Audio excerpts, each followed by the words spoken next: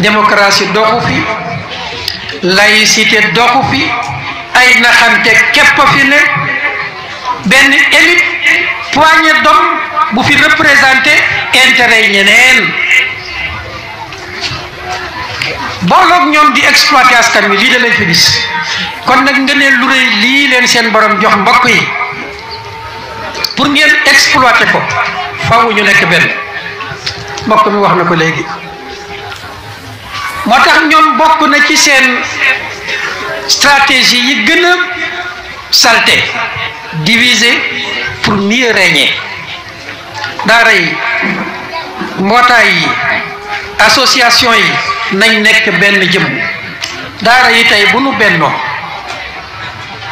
muy ña ca biir daara ja ak ña génnee daara ja nekk ca marché ba nekk secteur informel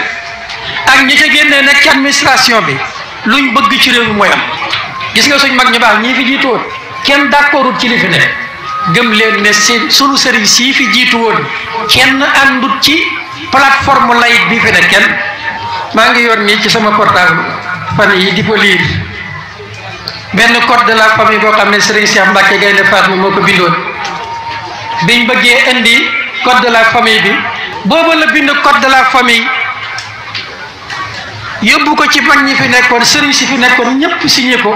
ñenn ña sax signé wuñ yem ca comme ni nu mu tuddati ànd sàmm jikko yi def dañoo bind teg ca signé bind dëgëral ne lii lañ gëm ci même année yooyu ci la Cheikh Abdoul Aziz Sy rahimahullah na ko yàlla yokk leer moom itam bind benn xasida wane ne ànduñ ci code bi ànduñ ci constitution bi mbokk yi nañ xam loolu ànduñ ci